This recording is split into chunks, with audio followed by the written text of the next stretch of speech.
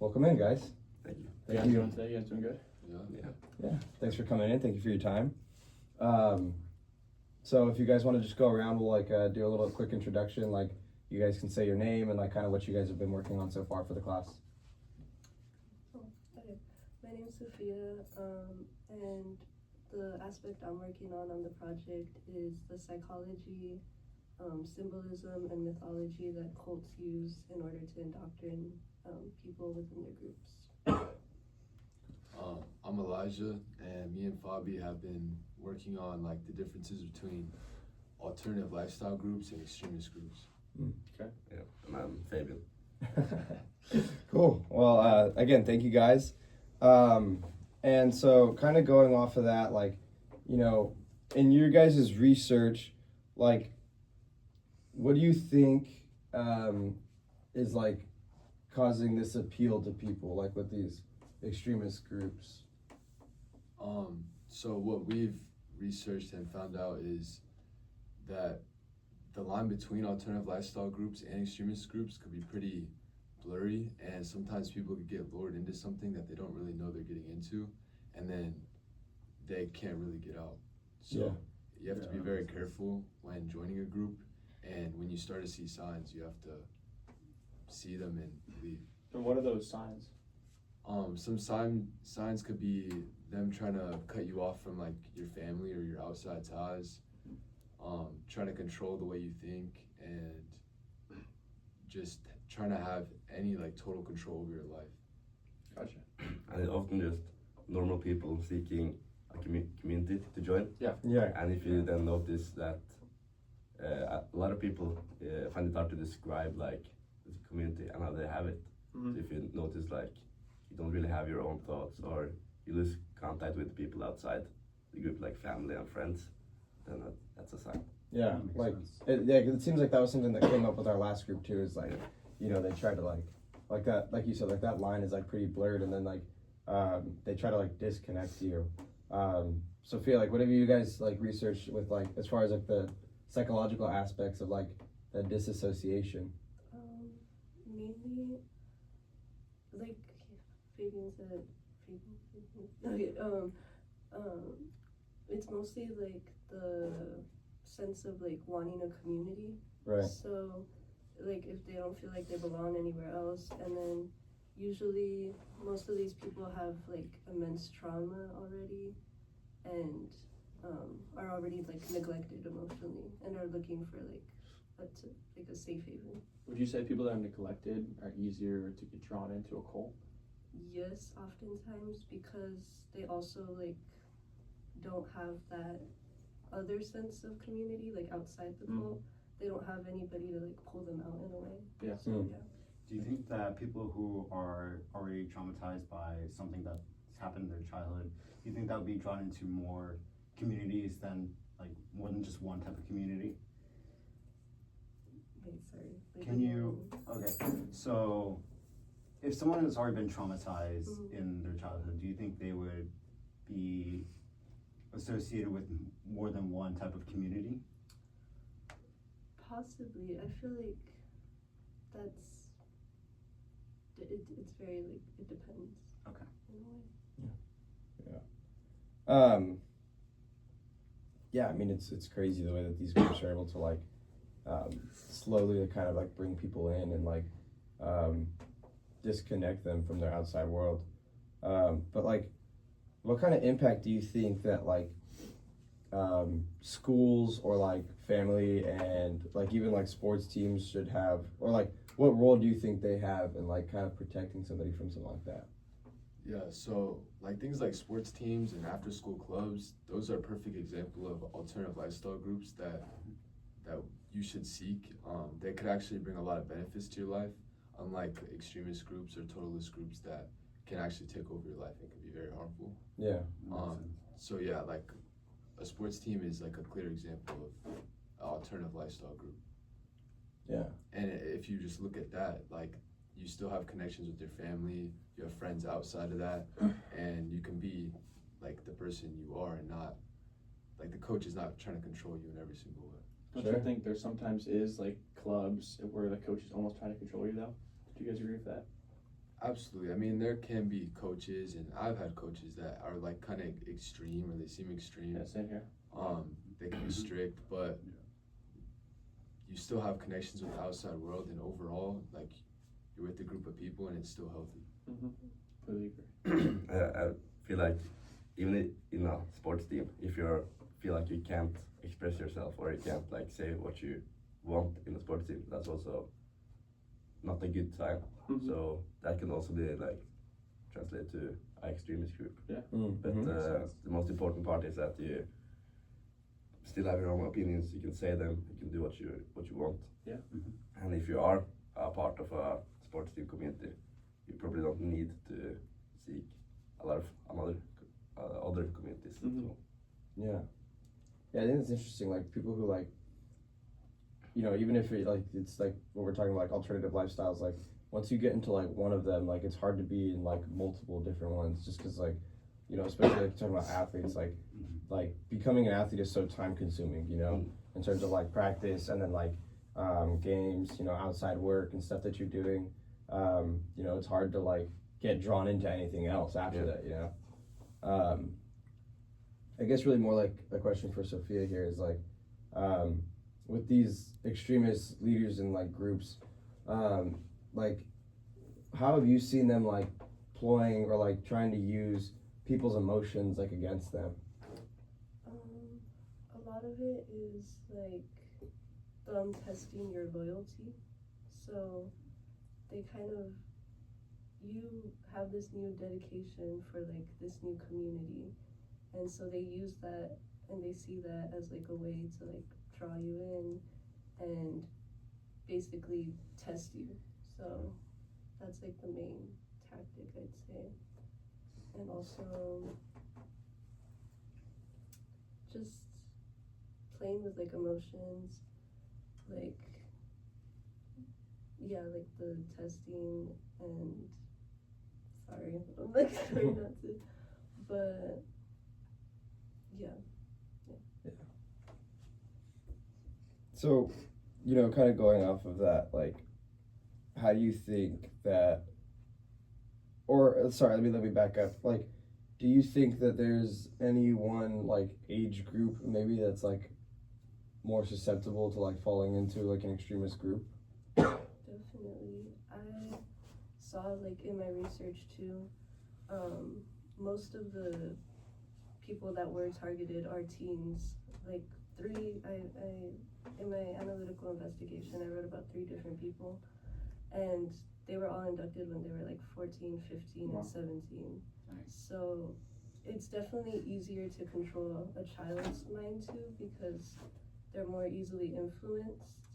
So especially an abused or like neglected child's mind, they're already searching for that sort of acceptance.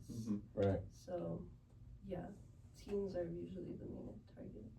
Interesting to say that, because in our last podcast we talked about the same question, and we thought it would be more younger people, like 8, 9, 10, and older people. We thought that Gen Z, our generation, would be easiest to spot, you know, if it's a extremist group. But I agree that, you know, maybe it's different now, but I would say a couple of years ago, before we were as exposed to this, that makes total sense. Yeah.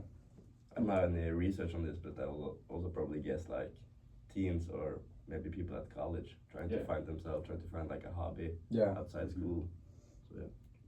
So I mean, I think it's crazy how like you're talking about like people so young are getting drawn into this. We were also talking about how like people who are older can also get drawn into, and like, you know, there's a lot of times where like older people don't see the signs or things, or like notice the things that like we'll notice because of just the way that we've grown up with technology and the way it is now, and how technology can actually influence it too. And kind of going off of that, like, how have you guys seen like these extremist groups kind of like targeting people, whether it's like social media or not even these like the extremist groups, but like the alternative lifestyle groups? Like, how do you see them like using social media to like gain more following, or just like drawing more people? There's like there's a lot of like I see this in like maybe alternative lifestyles that like fit with like fitness. Mm-hmm. There's that kind of like push in like advertising certain things, like propaganda almost. Right. So I feel like that's the main way social media is used in that way, and then people like more easily believe it because like some people just social media is like their life. Right. Yeah. So that's Yeah. like a cult in Yeah. itself. Completely agree. Yeah. I in my investigation I wrote about John Birch Society, which is a like extreme political political group, and from the outside they don't really look that extreme. Yeah. So I don't think they Mhm. use that much like social media to like get followers in, but people would join thinking it's just a normally be a little off mainstream, but actually turns out to be really extreme and will then manipulate people So, trying to get in to stay there and get them to think that schools and mainstream is just manipulate them. And do you think like so where did he start, like a YouTube channel or what was it? there's a political group. Oh, it was a political group. Yeah. Okay, I thought you said it was on social media. Gotcha.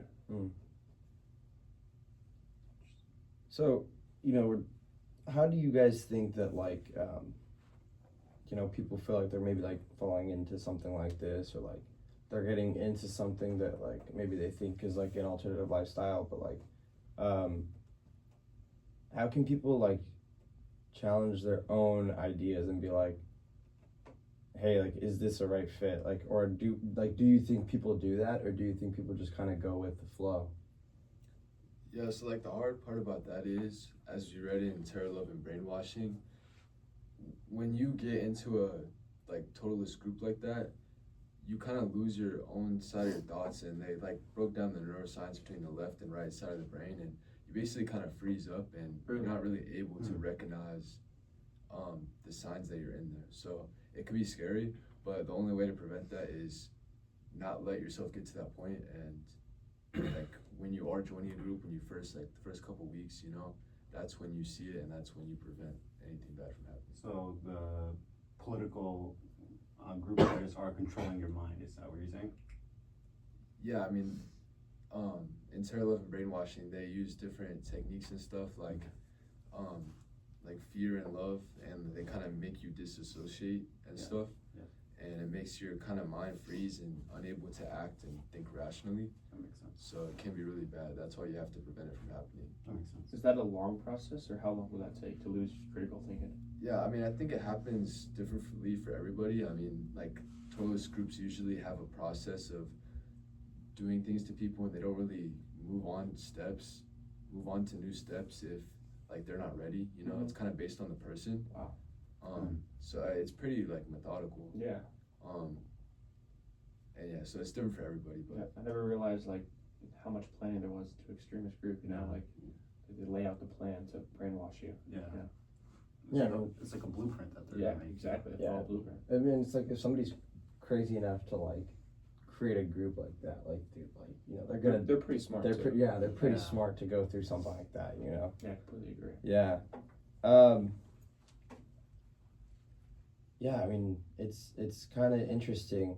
I'd like to hear from you guys a little bit more, kind of talking about like what that line looks like between like the alternative lifestyle and extremist groups, or like have you guys in your research seen like where alternative lifestyle groups become extremist groups? I mean, like we kind of listed at the beginning, like the differences between them. I mean, that kind of is the line, when they start to like try to take control of your thinking and just like your overall life, when they try to cut ties with your family, stuff like that. But I mean, alternative lifestyle groups could definitely turn into totalist groups. I don't think it's very common, but it could definitely happen. It's definitely possible. Yeah. Did you have anything to add, Sophia? No. Oh, okay. I'm trying to Yeah. think of Like, something I think this you're about to, I know. Okay, so kind of more for Sophia though. you know, you'd focus more on the psychology of it, and you know, we're talking about people who like get into these groups and they start getting into it, like, you know, they start to lose, or like they start to disassociate and like lose connection with the outside world. So, you know, if you had like, you know, maybe one of your friends or somebody you saw like going through something like this where it feels like they're getting dragged into it, like what would be some advice or what would be something that you would give them to try to help them get out? I think I'd give them that sense of like you belong somewhere outside of what that group is doing, like, because I feel like so many of these people already feel like they don't have like a safe place. I'd try and be that safe place for that person, and probably just tell them that like it's better to be your own person than get trapped into something that you don't even think like or know you want, you know? Right. So Yeah, I think it's dangerous, you know, like that fine line of like, you know, falling into something like that, or like, you know, we're talking about like the alternative lifestyle groups. Like I think that happens a lot with like athletes, you know, like somebody who plays the sport for so long, like becomes like part of their identity, you know. Completely, yeah. Right, it just becomes like who they are, you know. As a person, you know. Right, yeah. It's like that's their life. Yeah. Can any of us imagine who plays sports here not playing sports, just right now, dropping it, done? It would be weird. It would be Yeah. weird. Yeah, and then you're gonna want to go back. Yeah, Yeah, exactly. Like it'd take a psychological toll on you. It would. It's literally just in the back of your brain. It's just right there, like right in front of you. Like you just go out and just do whatever you want. Yeah. and I think that's because of like the dedication you put into it, like especially if you played that sports for years, like it's hard to let go. Of course, yeah. That's what makes it hard to let go of these groups too sometimes. Because you are putting a lot of work in, you're putting dedication, and maybe in your mind you're going through these steps and you're working your way up the ranks, but they're actually just slowly brainwashing you. Yeah. And then you're not gonna know what's gonna happen after. It's like that reward Yeah. that most people You get dopamine. seek. Yeah. Yeah. So, you know, we're talking about like kind of recognizing the differences and stuff. But let's say you were just out in the world and you came across something that seemed like an extremist group. Like, what do you think you would do, and what do you think like the right steps are to do about something like that? You can't blow it up. It's not an option. No. Yeah. No, I think if I was a part of the group, or If you were like outside and like you saw like a group and they were like, Like you saw one on with your campus. Yeah. One forming. yeah, probably just, I don't know, tell people it look like extremist and yeah, I don't know. I thought you were join it, that's why. You would just have to be aware and like make other people aware, because like at that point you need people on your side. 'Cause, Yeah. Yeah. Then you're gonna get sucked into the group. Me? Yeah. I don't know. I mean, I'd probably just try to warn people or something. But Yeah. I mean, there's active like totalist groups and cults right now. I mean, we don't really do anything. So That's what I'm saying. Like, you know, like, I mean, what can you do? You know, it's I don't know how it would operate legally. I mean, I guess it's legal, but you just gotta protect yourself, protect your family, and I mean, things like this protect people. And yourself, most importantly. Well, yeah. And like things like this protect people, because just arming people with like knowledge and awareness about it. Because sometimes they can grow into like hundreds, maybe thousands of people. You just never know. Yeah. I like how you said that, arming people with knowledge. That's smart, yeah. That's what I think some people lack Really that. good answer. yeah. Good answer.